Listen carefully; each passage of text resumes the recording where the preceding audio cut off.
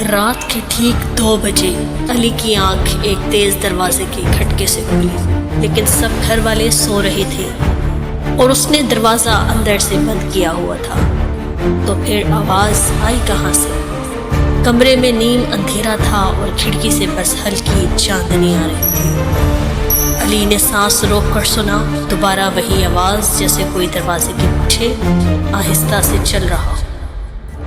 علی نے آہستہ سے دروازہ کھولا۔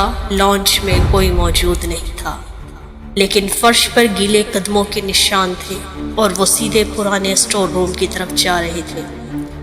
اس اسٹور روم کو برسوں سے بند رکھا گیا تھا، جہاں دادا جان کی پرانی چیزیں رکھی ہوئی تھی۔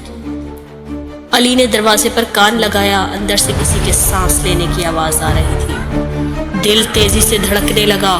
اس نے دروازہ کھولا، گرد جالے اور ایک پرانی لکڑی کی الماری، لیکن فرش پر کچھ نیا تھا، ایک تازہ بھیگا ہوا خط۔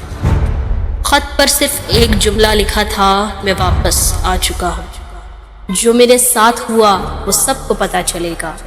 نہ دستخط، نہ تاریخ، بس گیلا لرزتا ہوا کاغذ۔ علی کو یاد آیا کہ 15 سال پہلے دادا جان کے بھائی راستے سے غائب ہو گئے تھے اور تب سے یہ اسٹور روم بند۔ علی نے امی کو جگایا۔ امی کا چہرہ زرد ہو چکا تھا۔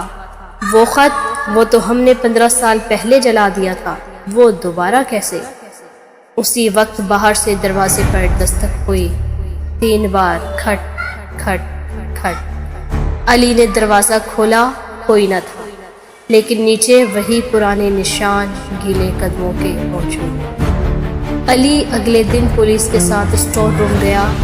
الماری کے پیچھے ایک خفیہ دروازہ کھولا، نیچے تہہ خانے اور اس میں دادا کے بھائی کا پرانا بیگ اور کپڑے۔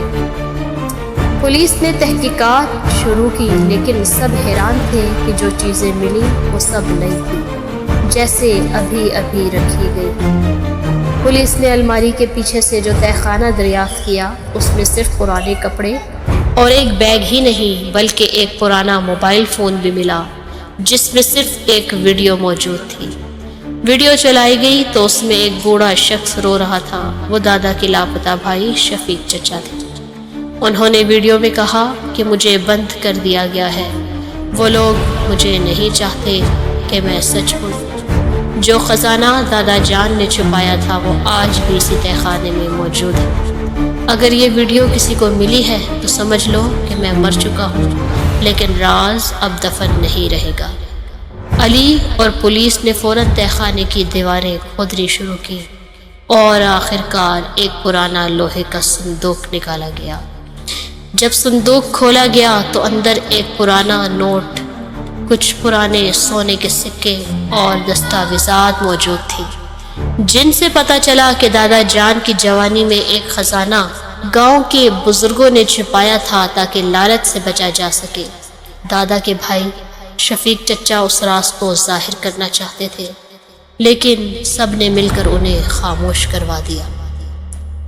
پولیس نے مزید تحقیقات کی اور حیرت انگیز طور پر کچھ رشتہ داروں کے نام سامنے آئے جنہوں نے اس وقت ان کے خلاف سازش کی تھی۔ لیکن اصل جھٹکا تو آخر میں آیا کہ پولیس افسر نے جب علی سے پوچھا، یہ ویڈیو تمہیں ملی کیسے؟ تو علی بولا، اس فون میں تھی جو ہمیں تہہ خانے سے ملا۔ افسر نے الجھ کر کہا، لیکن وہ فون تو ڈیڈ تھا، اس پہ تو بیٹری ہی نہیں تھی۔